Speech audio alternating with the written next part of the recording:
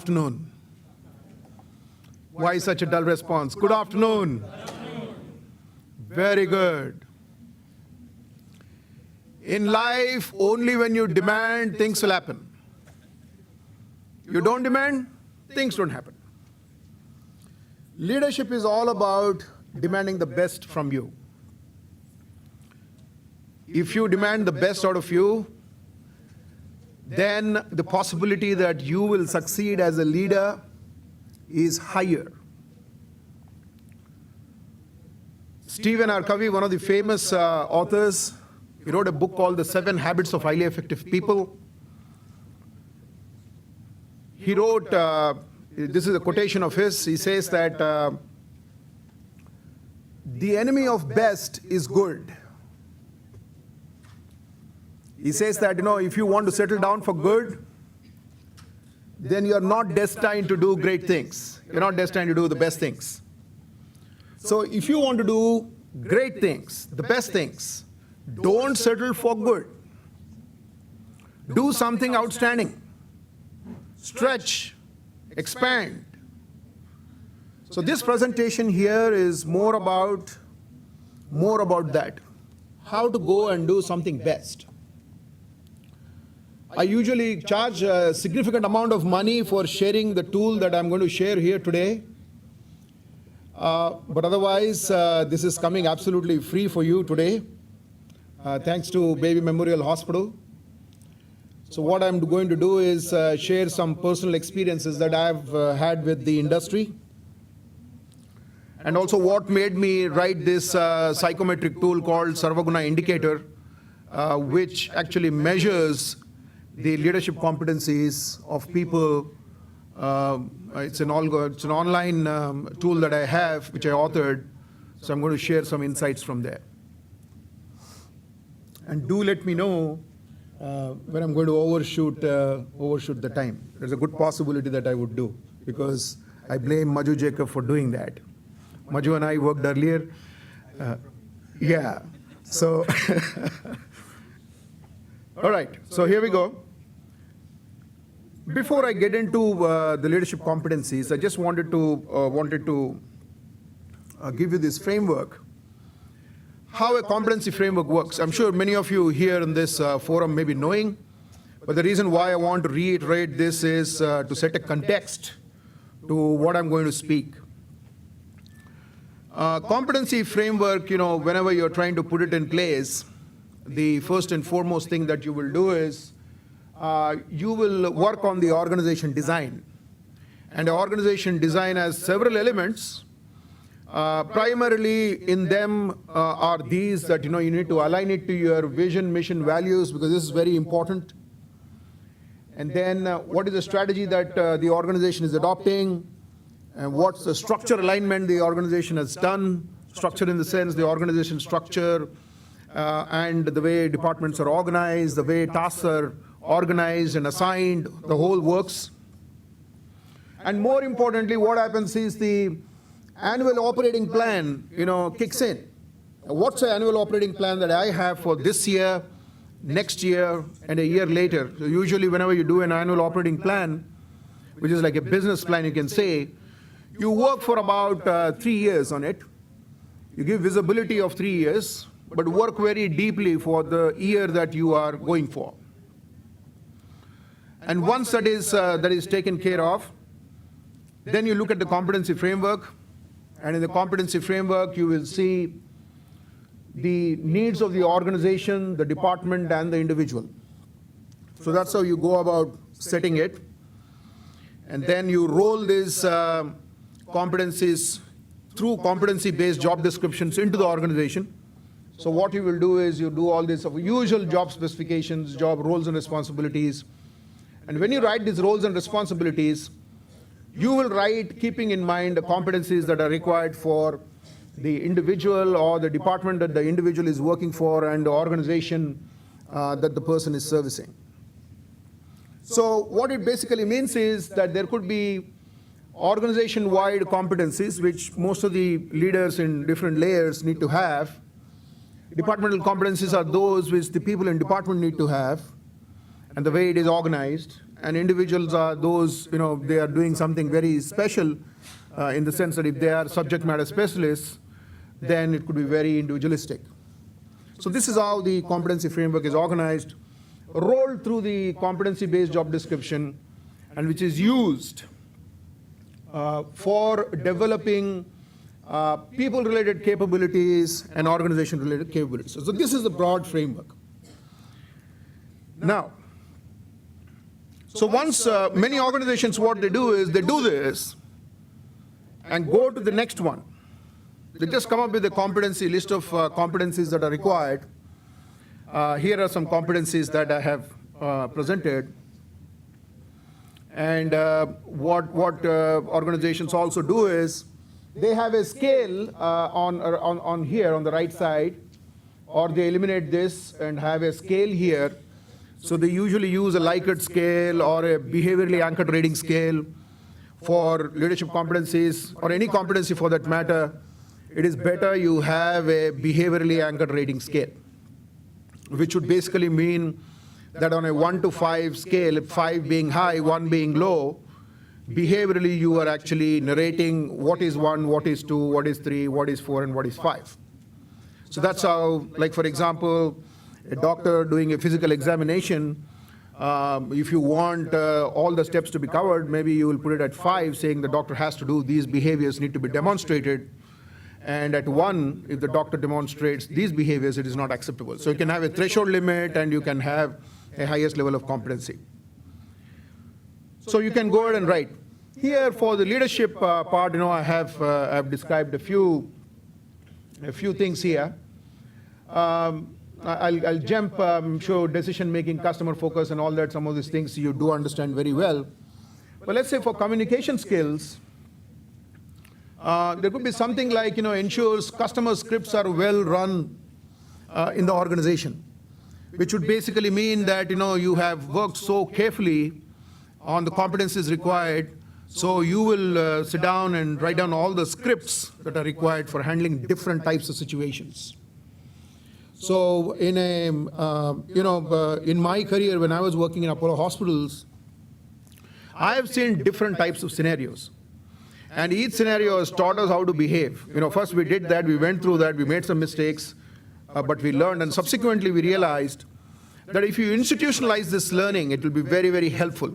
So we started writing documentation in terms of how, we need to address situations when situations like that come about.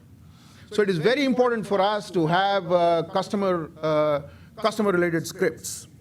Call centers, for example, learn something from call centers.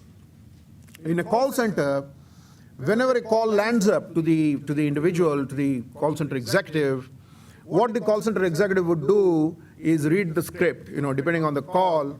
So when the person narrates that call on the screen, the person gets all the information that the person needs to speak to the customer. So technologies like that needs to be used. But more importantly, we need to train our people to remember the scripts in their mind, because you can't be reading through something whenever a situation in a hospital occurs. So you need to basically train them so that they perceive the things correctly and take decisions at that moment. So this is something that we need to build in people. So I want to skip this particular piece and go into something else. It is very important that you understand the definition of the competency, okay? So competency is a 5-star approach, that's how I see it. So there is something called knowledge. So knowledge is about the information a person would have, specific information a person would have. It is a skill. Skill is an ability to perform a certain mental or physical tasks or subtasks. And then there is something called attitude and values. Attitude is basically how you are oriented to the external world, in the sense that how you actually handle people. It's basically that. Attitude is that. And values are what importance that you place on something, that is how it needs to be seen. Value is something like that. Values are importance that you give to things or people. And then comes traits. Traits is nothing but, a skill is something that if you continuously do, you will develop a trait. Understand it like that. The complicated definitions on the side, but the simple way you need to remember is, if you know cycling, you have the knowledge of how to do cycling, and you get onto the cycle and you kind of cycle, you developed a skill. But the trait is, can you drive in thick traffic? Can you ride the cycle in, when it is steep, when it is up to the hill? Can you actually ride a cycle? Things like that. Those are, can you go for a competition? Are you ready for a competition? So things like that. Then comes the motives. Motives is all about, a person consistently thinks about what actually caused this. What is the drive? For example, some people get a kick the moment they achieve something. You call it achievement motivation. And they thrive on that achievement all the time because they get motivated whenever they achieve something. Okay? So typically these are 5 characteristics that kind of be part of the competency framework. Now what I'm presenting is a slightly a concept that I'm sure most of you understand, but needs a little bit of clarity. So let me try to draw a clarity here. On one side you have performance, so somebody is supposed to be performing to this level with this quality, okay? So that's the idea. Performance is probably number of units, quality is the standard that a person needs to perform to. So one person performed it, we call it, he met the standard.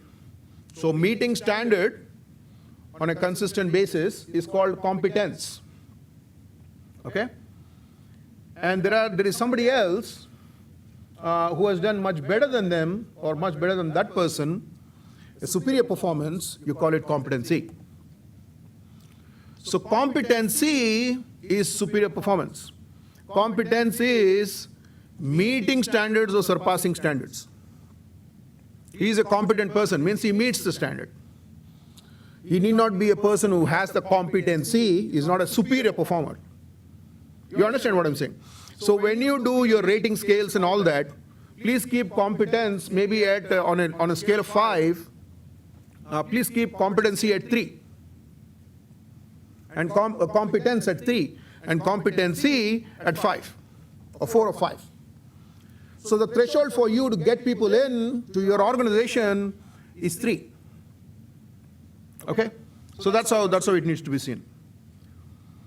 I had before you read the slide, let me give you a small story here. I had a long struggle with some of these tools that are available in the market to measure leadership competency. So what I have done is I have done a lot of international certifications. I think the lady there has spoken a few about Myers-Briggs type indicator, emotional intelligence. So I'm internationally trained. I kind of speak on these things internationally. But what I found is some of these international tools have a huge bias for the North American norms that on which they are actually based. So they are not Indian, they're North American most of the time. Even their research base is done on North American standards. So what I have done is I said, here we go, we will take something which is more Indian. So I have developed a tool called Sarvaguna Indicator. For those of you who want my website, of course it is on the side here, www.sarvagna.in. You can actually go there to the psychometrics page. The reports are available free of cost. You can download them and read them. You want any test to be assigned to you and all that, you take Baby Memorial Hospital, you'll get a discount. All right? So, yeah, really, you will get one. How much discount? 50% discount you'll get. Okay, here we go. So what I've done is, I developed a tool which has 10 competency scales. Okay? So the way we are going to read the next 10 slides and understand needs to be first done on the first slide. So what we will do here is, the first, right on the top, the headline, it is a competency. So we say achievement drive is a competency, okay? In that there are 2 subscales. This subscale has subscales. One is called dominant, and the other one is called accepting. So let's say we will go to the next slide, for example. We go to the next slide, that is execution focus. So we have one scale called realistic and another scale called creative. All right? Like that, we have 10 scales, and for 10 scales, there are subscales under each scale. There are subscales. Now, these subscales are dichotomous in nature, in the sense they are inversely proportional. The values of them are opposite. If one is plus, the other one is minus. If one is minus, the other one is plus. But they are captured on I shouldn't be using the word plus or minus, because both the behaviors are good for a certain environment. Okay, I'll give you examples of how they are. But both the behaviors are useful for certain environments. So here we go. Let's try to understand how we need to read this. So you have dominant here, and you have an accepting person here. So there is a dominant person and accepting person. Can a dominant person, this is a question to you, can a dominant person be accepting to you, or in the sense that if somebody is dominating, will that person also exhibit qualities of understanding you, taking you on his side or her side? Do you see that? No? Possible? Not possible. Possible? Okay. So there is somebody who says it is possible, there's somebody who says it is not possible. Psychological theories say it is not possible, because if you are predominantly in one side, if you are a dominant person, it's very difficult for you to be accepting. But organizations actually say, wherever I go, the CEOs that I worked with, as a CEO when I was working, I had this difficulty of having a person who is dominant and at the same time should be accepting. I always used to say that. You have to drive results, you have to push people, and at the same time take people with you. So this used to be a contradictory kind of an expectation. So I was part of HR for a fairly long time, but being an HR fellow, I still used to say this, and some of the HR folks of mine who said, now you become a business leader, so you're changing your tactic or what? I'm saying, no, it's not the changing of tactic or anything. This is how the world works. You need people who do both. So now what we do is, the next 10 slides, the way we go about is that we read from here to here first. We read like this, because these are opposite to each other. And these two are also opposite to each other. Okay? And each time I do a slide, what you will see is, if it is dominant here, okay, or accepting here, that is how the scale is. The next one also, let's say, next slide was something else. Next slide was on execution focus, realistic and creative. So you have realistic here, creative here. I'm sure you understood the highs and the lows, right? I'm sure you understood that. Okay. So here we go. So what we're saying is that there are two types of people. One is a dominant person and the other one is an accepting person. And both of them achieve results. Okay? Now, the dominant person, exercises control and influence over others. This person is usually a very forceful person. By nature, the person is like that, and drives results in an exceedingly forthright and aggressive manner. He pushes himself and others. The person is very, very pushy type of person, drives results. Now on the other side, you have another person who understands and accommodates others, their viewpoints. The person appears a little soft and sensitive to the dominant person. The dominant person, when interacting with him, may say, hey, look, you're very soft. You're not supposed to be like that. But this person says, how does it matter? I'm trying to understand people, and I'm taking their help in achieving this. What you're doing, even I'm doing the same thing. The difference is you're being ruthless in the way that you go about, whereas me, I'm sensitive to the needs of the people. And this person says, you don't achieve results because you've been too soft with people. You can't achieve things. So this is the dichotomous behavior. Now, if you want to be a proper leader, the choice that you have is a balanced approach. You have to align people, processes, all of them to get results, because eventually results are very, very important. At the same time, people are also important because they are the ones who are going to deliver it day in, day out. So you need to invest in them.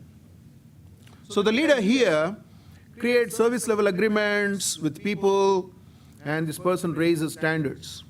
Okay, so one competency that you may want to look at if you want to be a leader is to have a very high achievement drive. Okay? I'll take questions when you want, you can stop in between or in the end. We will do it in the end. Okay, we will do it in the end. Write down your questions so that you don't forget.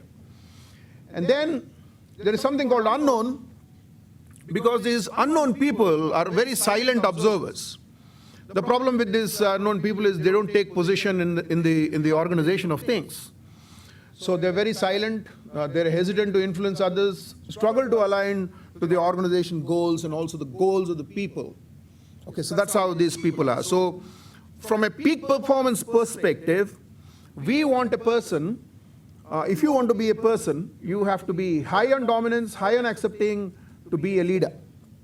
And in dominance, you will drive results, you will push yourself, you will push others, but at the same time, you accommodate their viewpoints and raise their bar. You consistently keep raising their bar. Okay, so that's how you go about doing it. So that is one particular competency. The next one, execution.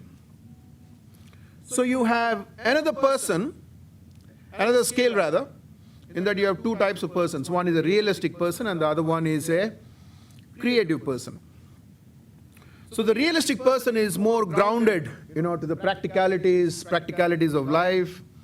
The person is somebody who understands that, life is not just dreaming, life is about going about it in a very systematic manner. So it takes a very pragmatic approach, handle things in a very sensible and logical manner. So they have a step-by-step approach to life, and they see everything in a systematic order. And then on the other side, you have a creative person, and the creative person is always inspired by the possibilities that future brings to this individual. So that's how this person is. This person brings in new ideas, an innovative approach to the work setup, and always acts like a change catalyst. So the difference between the creative person and realistic person is that if you are, do we do both of these things? We all say, yes, I do. I'm both realistic and I'm also creative. So Harsha, what are you talking about here? What I'm talking about here is, if you have a new idea, and if you're a realistic person and you have a new idea, you may not go with that new idea provided your past experiences tell you that this is a wrong idea, don't do it, last time it failed, it will fail again. So you use your past experiences and you will say, hey, this idea is not going to work, so why should I attempt it? If you are a creative person and you have a great idea, even if your past experiences say that you failed, you will say, hey, I had that past experience, but in that this was an aberration. No, I'm not going to do it the same way, I'm going to do it differently, and you will go ahead with that. So the choice is this, the choice is that it's not that you don't do both. Even if you are a creative person, you look at the realistic aspects. Even if you are a realistic person, you look at the creative aspects. But the point is, when it comes to execution, you lean on one than the other. That's the main problem. So in corporates, there is something called peak performance and low performance. So if you want to be a successful person, it is important for you to align the big picture with the detailed steps.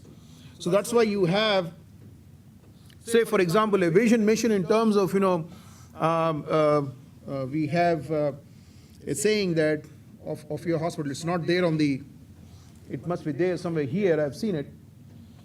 Your hospital, you say something about connecting to care, right? Committed to care, yeah. Committed to care.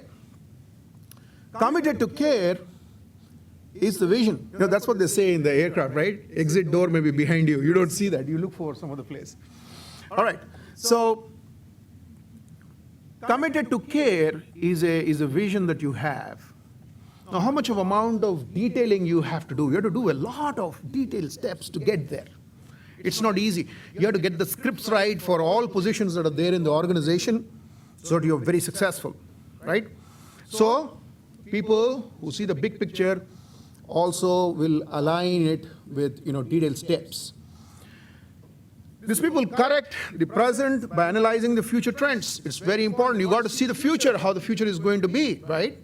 So you always observe the trends that are there in the market, analyze them very carefully, and if you think some corrections need to be done in the existing setup or the way we are structured, these people do those corrections. And they use past experiences to build on the future possibilities. They don't use past experiences to not do something, not implement a great idea, but they use past experiences to build a better future, the better possibilities of succeeding. So that's how the leaders are. On the other side, you have these unknown people. They fail to see the future trends and also the current practices. They somehow struggle to connect the dots. They don't really make out how to make progress. That's a struggle that they have. Next one is self-management. Self-management, again, has got two things in it. One is reliability, and the other one is agility. Reliability is about how reliably I work. You are in an aircraft, you are in a surgery, and you know that this surgeon has got a lesser success rate, or the pilot has got a lesser success rate in flying. What will you do? What will you do? Sorry? How do you know that?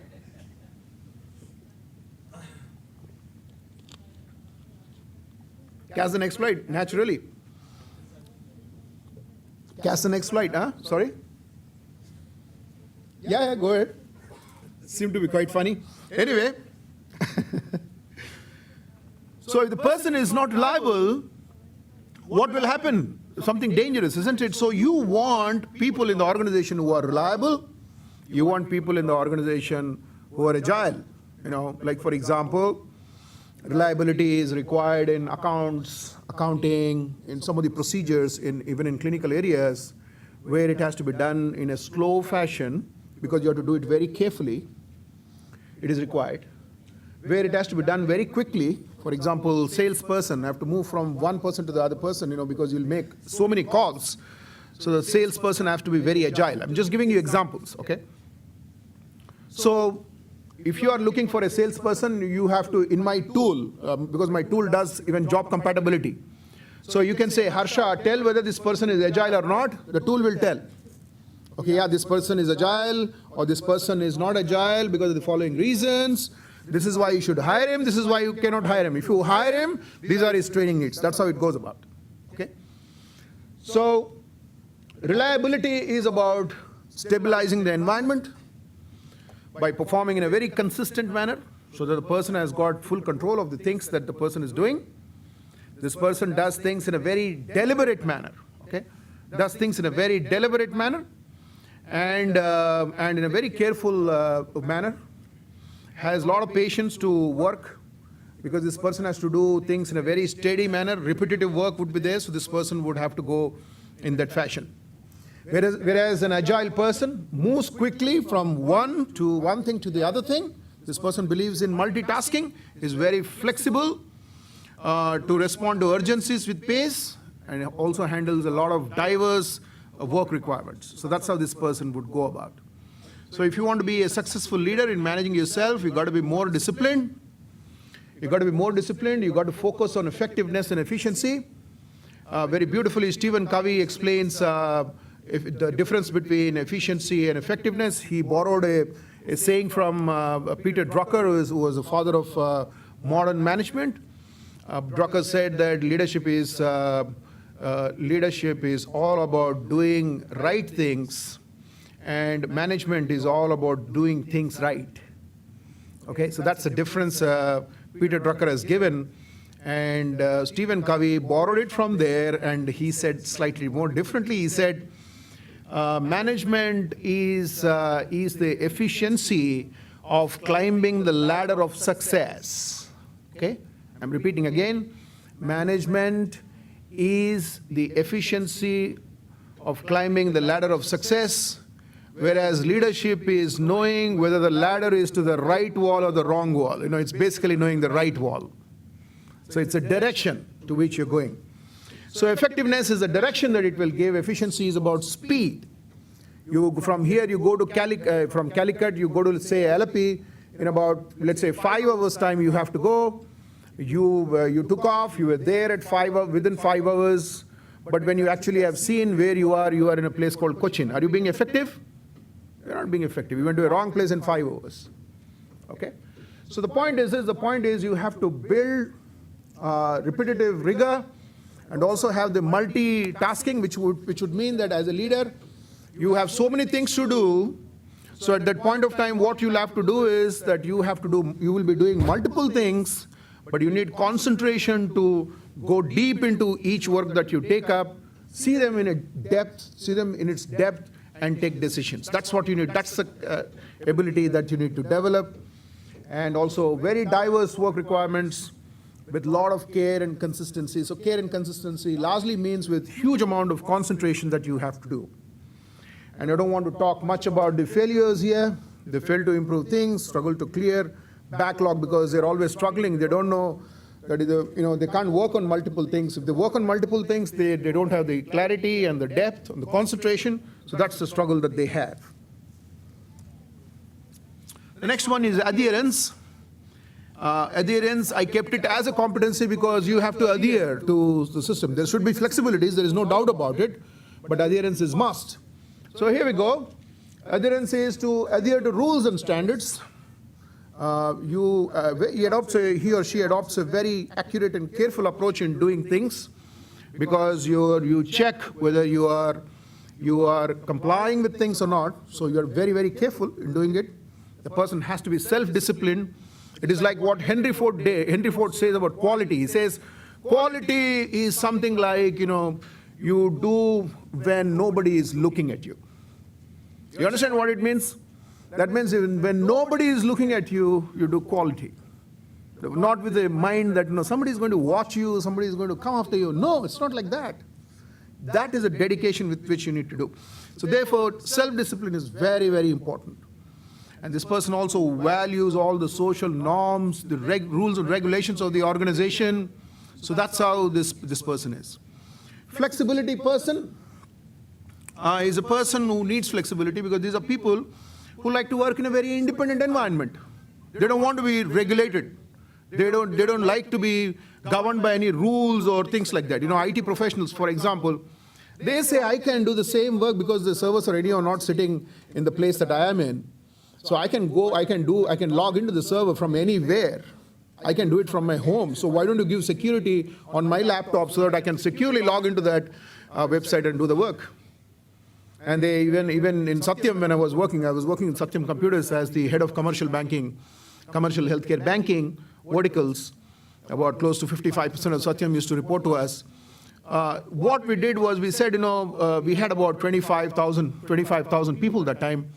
And we said that we need to have at least 5,000 out of this 25,000 working from home, because we had an expansion plan, and the cost of that 5,000 seats is quite huge, and we were not in a position to actually expand to that.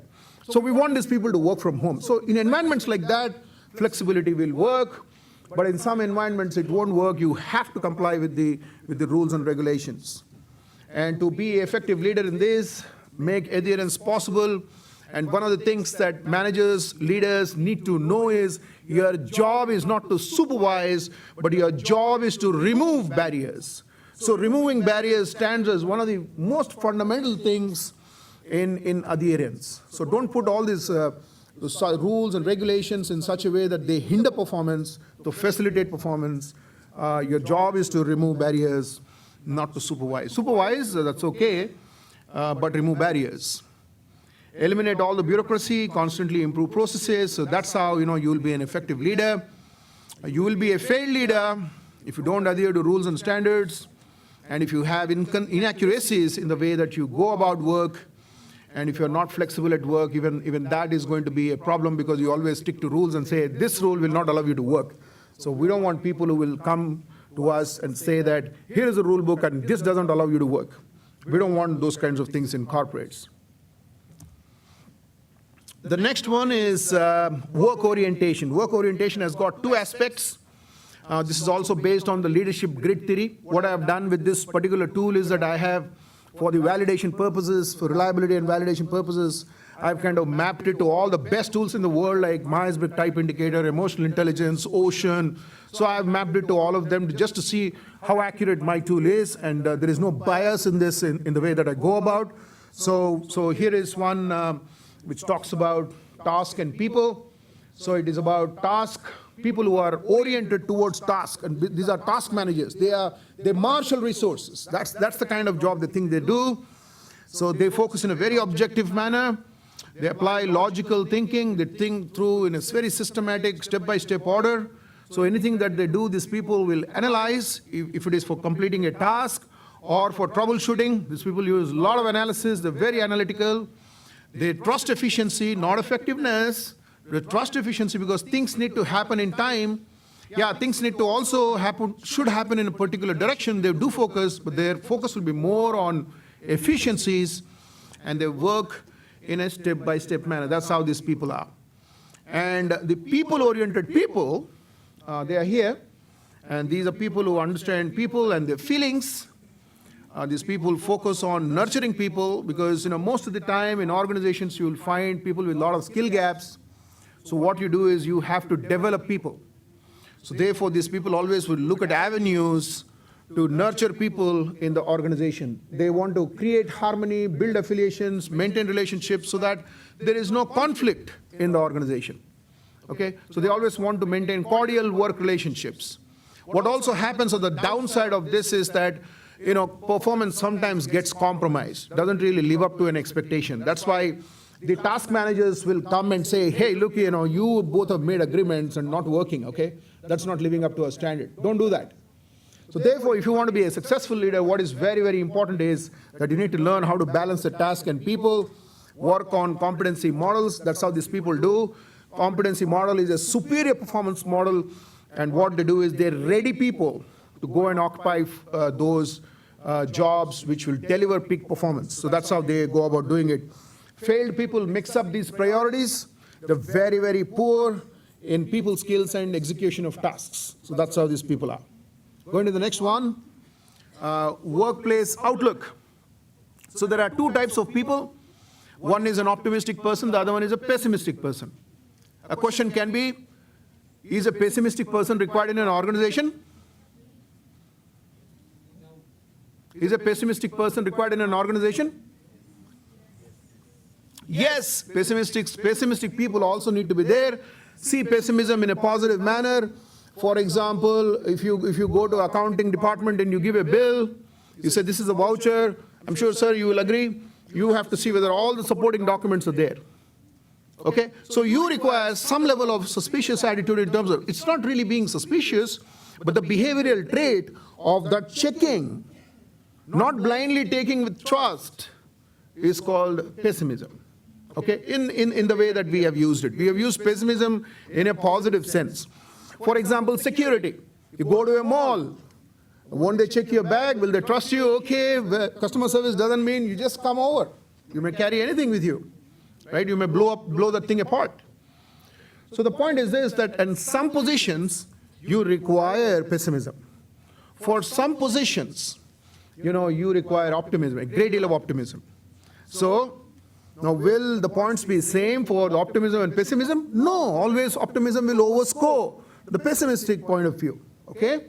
But for certain jobs, this is required. So what these behaviors are? We are talking about behaviors like optimistic, means being very hopeful of future and also being helpful to others. That's how these people are. They have a very practical outlook to the way life need to go about. And these people are very obliging. They're very people, you do something for them, they'll come back and they'll do it for you. They influence a positive change in the organization. They see goals are very important. Whereas pessimistic people don't see goals are very important. They see them as worthless. Okay? Because pessimists would say that you take care of me because I am the kind of customer in the organization, though I'm an employee, you take care of my interests, that will serve your purpose. Okay, so that's how these people will see it. They're very doubtful, unsympathetic to others based on their past experiences and the experiences that they have with these individuals. They appear quite cynical in the way they go about, and they also play victim. I'm the victim of these circumstances. That's how these people go about it. Okay, so if you want to be an effective leader, the way forward for you is build trust and credibility. Credibility is what will take you forward. So if you want to be a credible person, you have to speak more facts and less opinion. Out of 10 times you have an opportunity to communicate, please communicate facts. Facts are truth. Facts are based on evidence. Facts are based on things that you can show and say, this is how it is.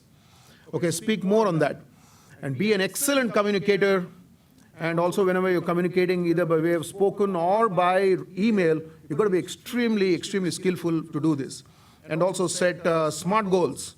SMART goals, I'm sure you know, S stands for specific or significant, M stands for measuring, A stands for attainable or achievement or achievable, R stands for realistic and relevant, and T stands for time-bound in a timely manner. That's how it stands for. And these optimistic leaders, optimistic, pessimistic leaders, that's how the combination is. They are also the risk mitigators. They have to mitigate risk. For that, you got to see some proposals with some eye of suspicion whether they will really work or not. The behavioral trait is a suspicion, but you try to see why this will fail. What are the things that they're going to do? So the language which you use, that's why I was saying, in the pessimism, you got to quote it by way of very nice language. But the whole idea inside is to see whether this will work or it will fail. Okay, so that's how it is. Mobility is another scale. We're coming very close. How much time we have? 10 minutes more? You didn't ring the bell then. You were about to do that. There's 1 minute more. All right. All right, so, no, it's like 3:40 already. I thought I should be getting out at 3:40, but anyway, it doesn't matter. I hope it is not too much of a task for the people here, but it doesn't matter. Mobility. What is mobility? Mobility is, there are two types of things in the organization where growth is possible, stagnation is there. There are certain jobs which are stagnated. We want people to continue in that role. We don't want them to move. We want them to do that job day in, day out because they do it so beautifully. And there are some jobs which the person needs to move. Now the thing is, a person who is very aspirational, you put that person in a stagnating job, the person will get a little uncomfortable. Thank you. Thank you. And you should thank me for prompting you. All right. You would have been so lost in my presentation that you would stop. You'll forget to ring the bell. Anyway, thanks very much. You do it at, again, 1 minute before. All right. Mobility. So seeks an optimal utilization of the skills because these people who are growth-oriented, these people want the skills to be utilized. You don't utilize the skill, they get really upset. Okay? Then seeks inspiration to change with a larger picture in mind. These people have a large picture about themselves. They have a great self-image that I'm great, I want to do all these things. So they want you to exploit that. They want you to give them opportunities so that they grow. And plans to build on their potential, and seeks newer opportunities. So whenever there is a new opportunity, these people jump at it and say, why don't you promote me? I will do this job. These are the people who want that thing. And there are some people who are very comfortable doing the work. They come and go. The routine they like. They don't want to be moved. And what these people look for, they look for security, not the security guard, but the security of job, okay? Then new challenges. They don't want any new challenges. And, you give them any opportunity to grow, they say, what is wrong? I'm doing this well. No, why are you again loading me with that? And they don't want to change the present when it is working well for them. If something is something really working good for them, they don't want to change it. They want to continue with that. They don't want to move at all. And if you want to be a good leader, so what is that you should do? You do the same thing here again. You need to build trust and credibility. You need to have excellent speaking skills because you need to talk it looks like this particular slide, the saving did not happen, I guess, from my laptop to this. Anyway, I'll change and tell you one of the things that you got to ignore this, please. I will correct and give you a fresher version. I think something went wrong in the way I kind of changed, I kind of saved. So these people, if you are a growth leader, if you are a leader in mobility competency, then what you need to do is that you need to understand that there are two types of people who are very aspirational, people who don't want to really grow. They want to be in the same job, the routine people, what you call. And then assign jobs respectively. So that's how you see the success there. Otherwise, what happens is that you may not be very successful. So you need to understand these two aspects very well. Who are aspirational, who are not. People who are very highly aspirational, you got to, yes, definitely set them smart goals. Tell them, look, these are the things that if you hit, if you achieve, I'm going to give you these promotions, and I'm going to give you this. People who are very aspirational, you typically have people very aspirational, but when it actually comes to delivery, they fall short and still expect to be recognized. So therefore, it is very important for you to set smart goals and go about in a very careful manner. That's what it should be there on that side. I want audience to ignore this mistake on my side. I sincerely apologize for that. And those who are here, even this needs to be slightly, so they fail to recognize new opportunities that come on their side or settle down to routine. So they do neither of them because they are performing below standard. Decision making, I think we're almost coming to last slides, I guess. So decision making is about decision making and exploring options. That means there are people who quickly decide, there are people who explore, always keep on exploring. You go to them with some proposal, they say, I want this information, that information, but they don't sign the paper at all. And there are some people, if you go to them, the moment they see what it is, they're about to sign, you just tell them, they just simply sign it because they want to do decisions quickly. So people who want to be decisive, they go about it within the available resources that are there. They're very systematic. They're early starters. They don't want to do it late. They want to rush through the things. They don't want to rush through the things. They complete tasks ahead of time, and they stick to the plans. Even if a new plan, which is much more important, that comes up, they stick to the old plan. They say, let me do this and then get on to that. That's how these people are. And exploring options is, these people will sit down and explore various options before they decide. They usually keep things very open, and they take a lot of time to decide, and they usually rush in the last minute to take a decision. So that's how these people are. Whereas if you want to be a leader here on the decision-making framework, you have to take timely decisions, do a lot of slice and dice before deciding what is the best option. So have a lot of options and choose from those options and effectively do any course correction that is required. What is more important is once a decision is taken, to make it more effective, if you have to do some cutting corner or making the corner a little longer, do it, because it gives the effectiveness in the way that it needs to be seen. And then fails to have clarity on tasks to be performed, they are very indecisive, they don't plan at all. Conflict management. Conflict management is more about some people getting into the conflict, confronting, and then taking decisions or moving forward, and some people avoiding it, okay? So here we go. So there are people who confront others with a lot of openness, and they engage them in dialogue. They sit down and discuss how to go forward. These people persuade, convince others in a very objective manner. So they have a goal, and they take the arguments to a goal. And they negotiate very good solutions, and also the middle paths, which will work for you, work for me, something like that. So they're very good at that. Avoidance of those people, these people restrain themselves from telling, and in the process they may also appear like people who are appeasing others. Sometimes they actually appease others, okay? Which you need not do. An appeasement in some jobs, like for example, if there is an irate customer or something like that, you may do avoidance, you may appear a little appeasing, you may have to I call them Amul butter application specialist. Because you got to take some Amul butter and you have to put on the customers sometimes, because if they're angry, you got to manage them. So you got to do something like Amul butter application specialist work, but otherwise, you don't have to escape. These people escape from issues. There is a fear that they have that if I try to handle something, it may derail the entire thing. So that's why they avoid it. Okay. So that's why they hold back. They appear a little resigned. Resigned in the sense not from the company, but from the situation. So if you want to be a conflict manager, you got to be emotionally very stable.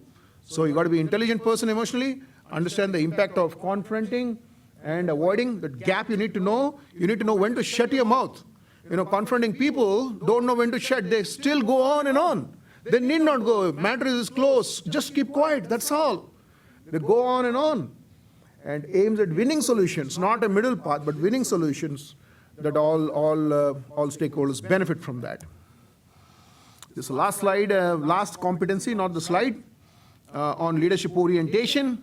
This is about, there is a leader here also in leadership orientation. This leader is different from this leader, okay? So this is peak performance. This leader does something different. Now here we go.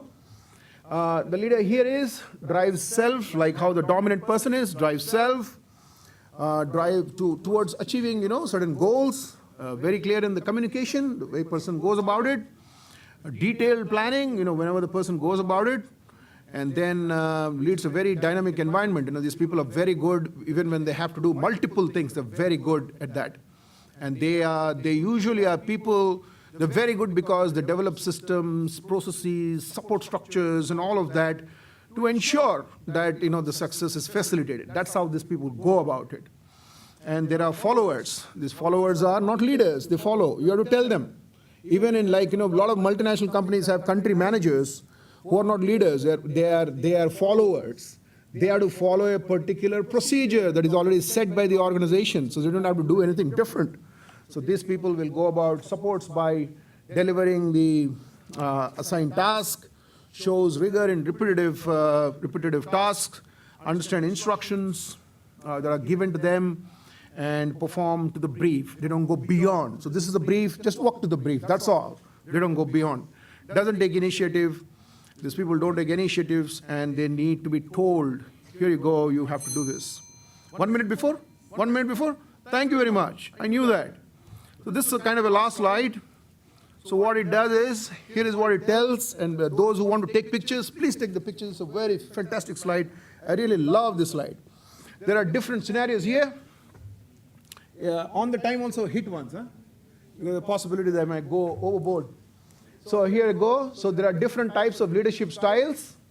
Like for example, if you are a visionary type of a organization setting, okay, that's a type of leadership that you want to exhibit. Then you need to have things like competencies like, self-confidence, empathy. Empathy is, trying to understand others the way others want you to understand. Change catalyst, because, the situation here is when change requires a new vision or when a clear direction is needed. At that time, you do this. Now, for example, this is a very more strongly positive. They look at this pace setting. There are organizations which set a lot of pace. Okay, like for example, 10 years back, what GE was, a very fast-paced organization because they went about, in all spheres, they wanted to be number one. So in this organization, they wanted to be very conscientious type of people, achievement drive, initiative. What they wanted to do, to get quick results from highly motivated and competent team. That's why they used to have this bell curve, and they used to knock off the bottom 10% of the people. So that's how that company went about having only competent people. So for different settings, you have different competencies. Okay, for those of you, this slide will be given to all participants. Is that how it is? Will be distributed? Okay, excellent. So everybody will have it. You want any more information, then you can contact me on some of these things here. So thank you very much. I would like to thank Dr. Jacob, the Chief Executive Officer, for calling me here. I also thank Dr. Vineet Abraham, Dr. Anju, thank you very much for inviting us, and all the dignitaries who have been very, very helpful, very nice, hospitable, to make a stay very comfortable. And most importantly, I wanted to thank Vinod. Okay, it was, thank you very much for inviting me here and coordinating all the things and last minute changes that I have done. Thank you very much for making sure that they have happened. And all the delegates, I wish you all the very best. I'm sure you may have benefited from this. And all the technical staff for making the presentations and also video recording, etc. beautifully. Not the least, for keeping everything on time. And I don't know where, I'm sure I must have crossed the 2 minutes, 1 minute. Doesn't matter now. I was being Thank you very much. All right, you're being flexible now. All right. Okay, thanks very much. If you have any questions, can I take questions? Is that how it is? Yes, please. Please. The audience may please ask Mr. Govardhan any questions that they Govardhana it is. Mr. Govardhana. Yes. Yeah.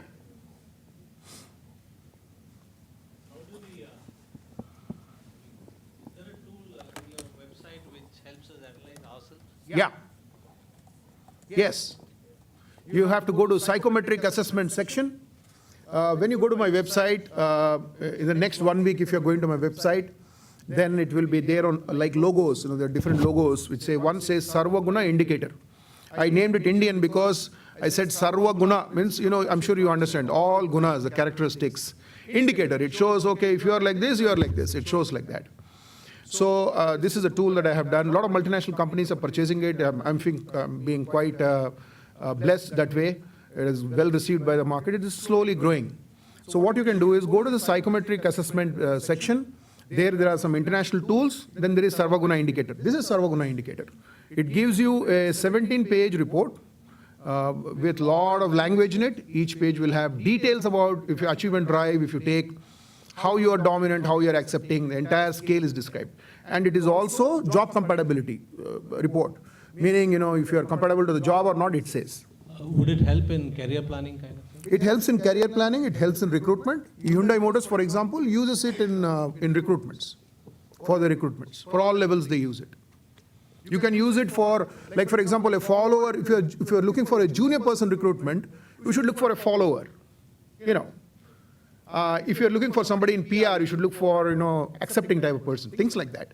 So we actually, when you buy our tool, we'll also help you in mapping it to the job and then assigning the test. It takes 15 minutes for the individual to take. There are 84 online questions, and the algorithm is so created that the report is generated in a minute's time. That's how it is. Thank you. Sir. It's very imaginary question, but still. You are asking it, you're putting me in trouble. Yeah. See, All right, go ahead. I have, if I have to manage a multiple competency team, and a leader to be selected to manage multiple competency or multiple trait-based team, and what trait person I should hire as a leader? You should hire the leader that I was telling all through the 10 slides, Jacob. No, but what should be the prominent You trait? should, see, it is very, I said leader should like this, actually to be in that leader, which is high on both sides, is the toughest thing. Therefore, your leader needs to understand both aspects. He needs to understand, I don't want to really go back to opening the slides and all that, but the person needs to understand both the, okay, it's not working anyway, you removed it. No, forget it.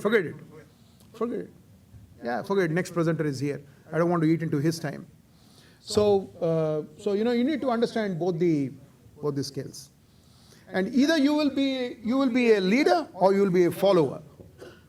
You will be a mix of both. You will be doing both. For some things you are waiting for someone to tell you that this is how you need to go about. You don't take initiative. You follow? All right. Yeah. Is it okay? Yeah. Actually, my question has 3 components.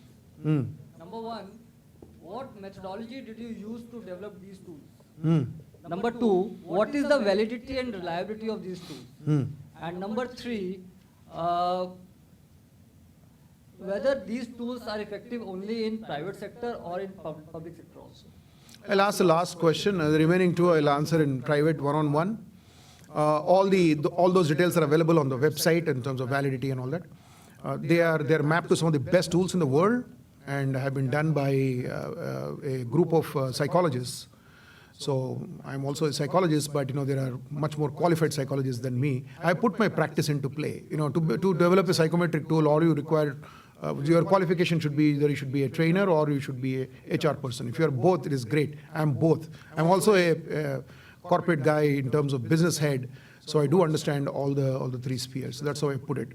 It's useful for any position, any job. Even if you are recruiting a clerk, okay, in an organization, you can use it provided he knows English. Simple. I'll answer the remaining parts on the side. I don't know whether you're very happy with that, but sure. All right. Yeah, thanks a lot. Thank you very much.